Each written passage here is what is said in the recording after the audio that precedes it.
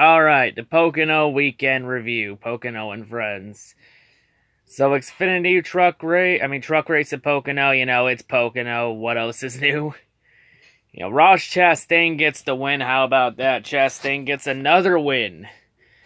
And, of course, the tradition is Chastain once again gets to smash another watermelon.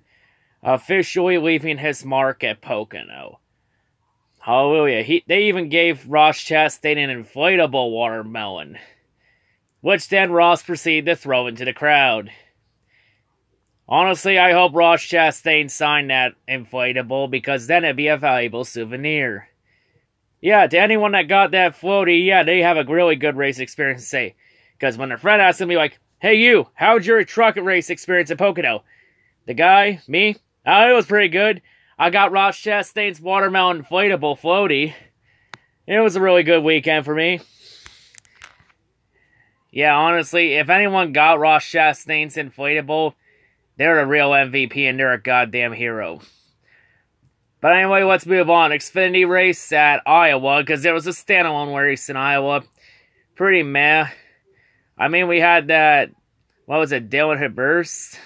Who hit the fucking sweeper on the car, on the track under caution. So he's officially a fucking idiot. Like, seriously, how the fuck do you hit a sweeper? Like, goddamn. Like, we interrupt Iowa 2019 to bring you the incident where Michael McDowell hit the sweeper.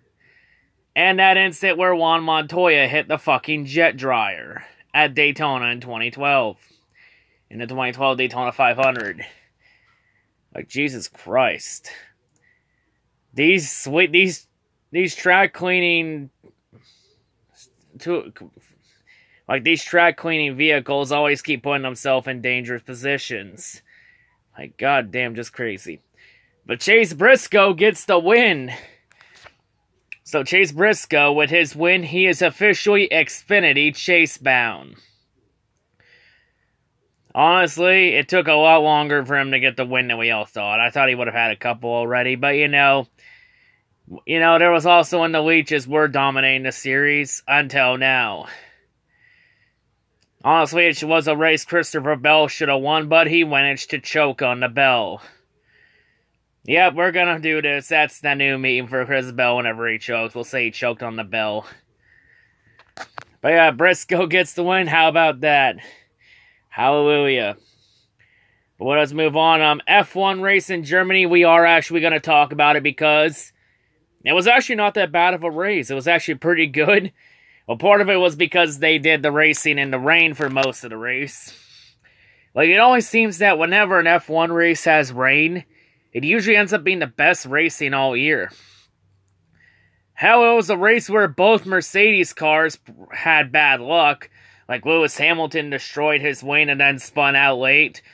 Valtteri Bottas ended up crashing out late. Like, it was just a chaotic race. Well, in the end, it became a dry weather race. Like, Lance Stroll with Racing Point almost won this race by calling when to go on slicks right. Like, they called it right and they had the lead. Like, Lance Stroll became the first Canadian since Jacques Villeneuve to lead laps in an F1 race. Like, he almost got it done. Too bad Racing Point cars still suck ass. And then Max Verstappen passed him for the lead. It's okay, he can at least get second. And then he got passed by Daniel Kvyat and Toro Rosso for second. Maybe he can get a podium? Nope. Sebastian Vettel denies the podium. Verstappen gets the win. Vettel gets second. Daniel Kvyat gets third, but Lance Stroll gets fourth. Like, man, this rain racing really created a clusterfuck of events. Damn. Easily, this German Grand Prix was easily the best race this weekend. Oh yeah, by the way, trucks won't be back for 2 weeks until they go to Michigan. And oh, by the way, trucks are coming back this week for Eldora.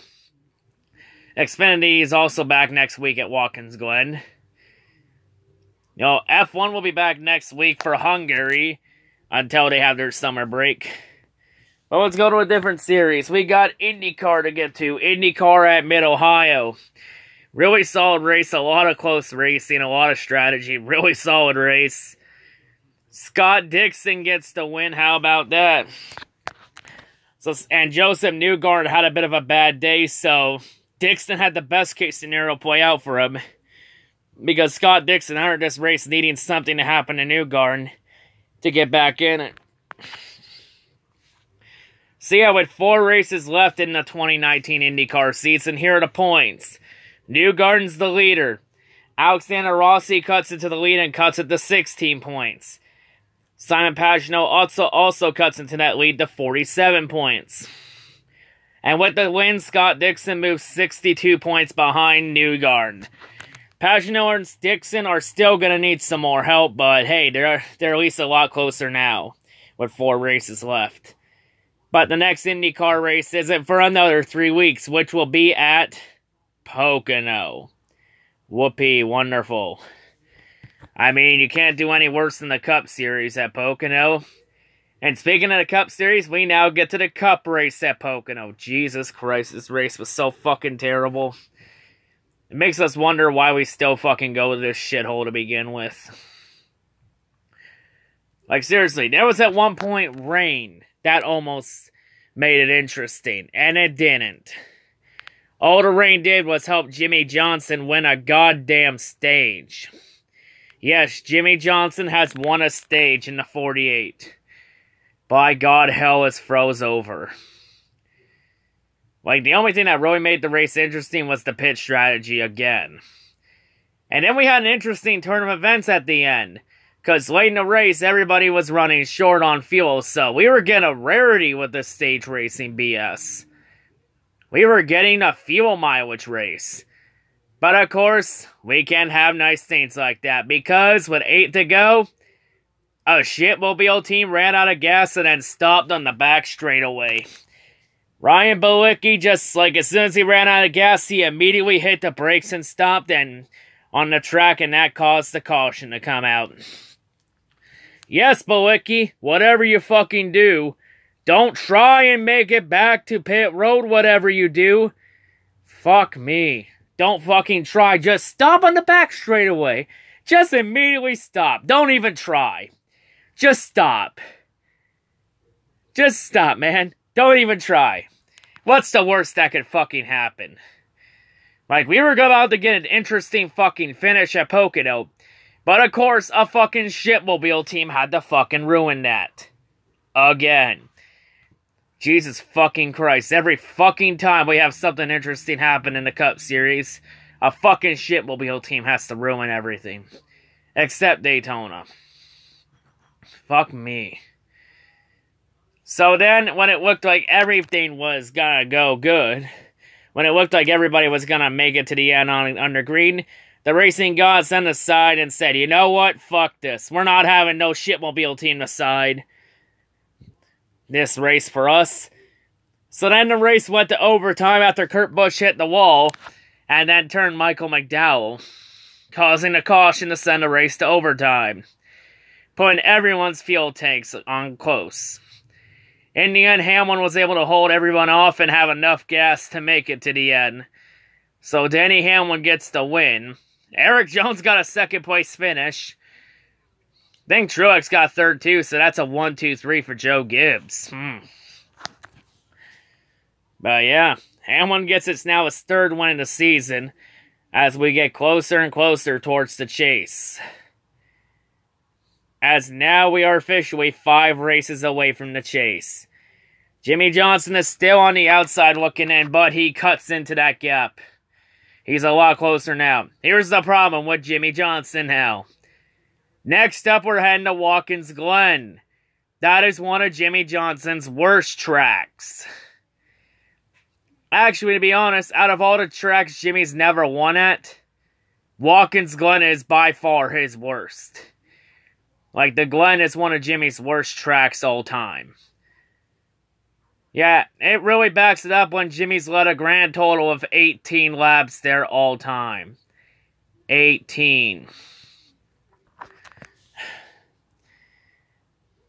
All Jimmy Johnson has to do is just survive. Just survive, don't do anything stupid, and have a chance. And then there's also Michigan, where Jimmy has shit-tastic luck at. But yeah.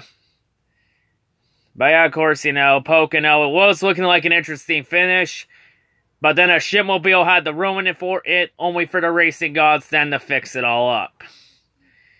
This race was still utter dog shit regardless.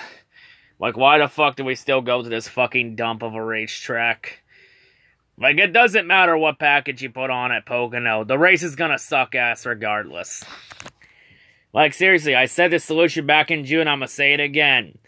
You have two options here. Either A, stop going to Pocono entirely, or B, just run the road course. Just run the Pocono Roval. Because, you know, since everyone loves Rovals, let's go ahead and just chase the trend and add more Rovals to the schedule. But yeah, and oh wait, it gets better for Pocono, because guess what? Next year, we're doing a Pocono doubleheader. And both races are on the Triangle Oval. Oh, fucking joy. So we're gonna have two shitty races in one weekend. Fuck my life. Thank God August is over. Next up, we actually get a watchable race next week in Watkins Glen.